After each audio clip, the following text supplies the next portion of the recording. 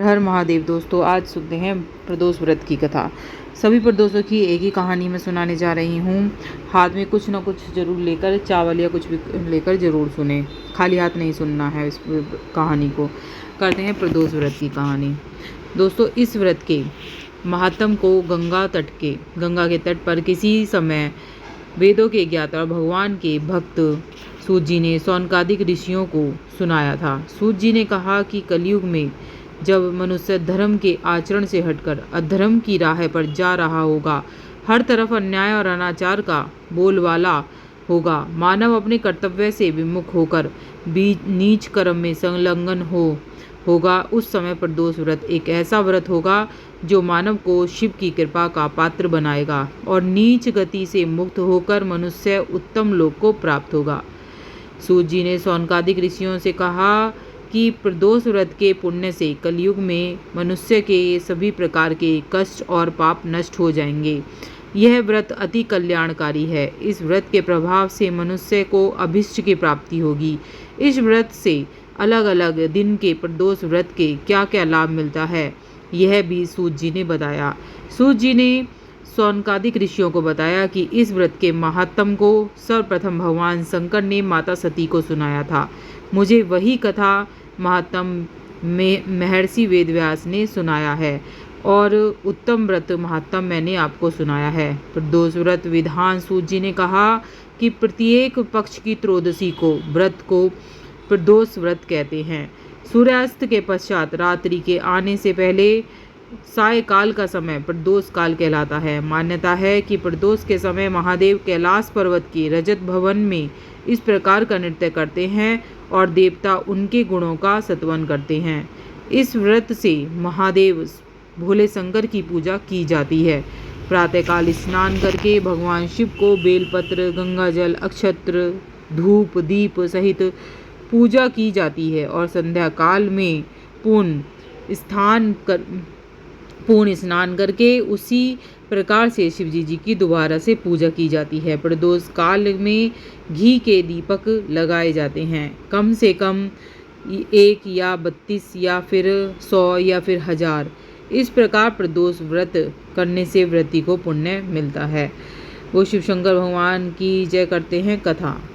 प्राचीन काल में एक पुजारी हुआ करता था। उस पुजारी की मृत्यु के बाद उसकी विधवा पत्नी अपने भरण पोषण के लिए पुत्र को साथ लेकर भीख मांगती हुई शाम तक घर वापस आती थी। एक दिन उसकी मुलाकात विदर्भ देश के राजकुमार से हुई, जो कि अपने पिता के मृत्यु के बाद दर दर भटकने लगा था। उसकी यह हालत पुजारी की पत्नी से देखी नहीं गई। वह उस राजकुमार को अपने साथ अपने घर ले आई और पुत्र जैसा रखने लगी। एक दिन पुजारी की पत्नी अपने साथ दोनों पुत्रों को सांडिल्य ऋषि के आश्रम में ले गई। वहां उसने ऋषि से शिवजी जी के प्रदोष के व्रत की कथा और विधि सुनी तथा घर जाकर वह प्रदोष का व्रत करने लगी। एक बार दोनों बालक वन में घूम रहे थे। उनमें से पुजारी का बेटा तो घर लौट गया, परंतु राजकुमार वन में ही रह गया। उस राजकुमार ने गंधर्व कन्याओं को कीर्णा करते हुए देखा तो उनसे बात करने लगा। उस कन्या का नाम अंशुमति था।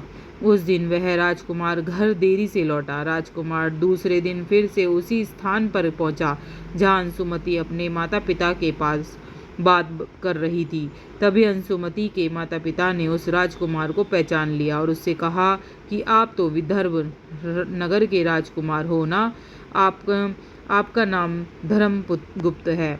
अंशुमति के माता पिता को वह राजकुमार बहुत पसंद आया। उन्होंने कहा कि शिवजी की कृपा से हम अपनी पुत्री का विवाह आपसे करना चाहते हैं।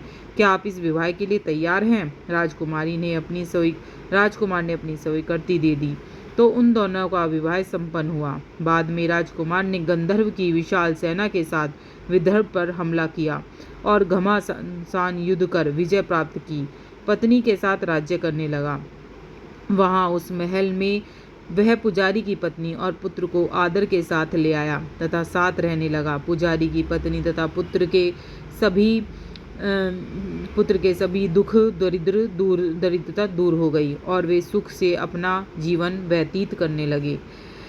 एक दिन अंशुमति ने राजकुमार से इन्हीं सभी बातों के पीछे का कारण और रहस्य पूछा। तब राजकुमार ने अंशुमति को अपने जीवन की पूरी बात बताई। साथ ही प्रदोष व्रत का महत्व और व्रत से प्राप्त फल को भी अवगत कराया। उसी दिन से प्रदोष व्रत की प्रतिष्ठा और महत्व बढ़ गया तथा मान्यता अनुसार लोग इस व्रत को करने लगे। कई जगह पर अपनी श्रद्धा के अनुसार स्त्री पुरुष दोनों ही इस व्रत को करते हैं। इस व्रत को करने से मनुष्य के सभी पाप और कष्ट दूर होते हैं, मनुष्य की अभिष्ट की प्राप्ति होती है, सभी इच्छाओं की पूर्ति होती है। बोल भगवान शिव की जय, बोल माता पार्वती की जय।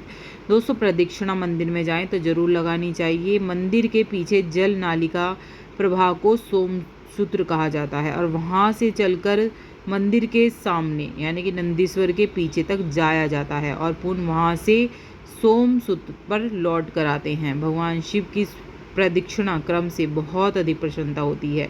जरूर करिएगा और वीडियो अच्छी लगे तो लाइक सब्सक्राइब जरूर करें।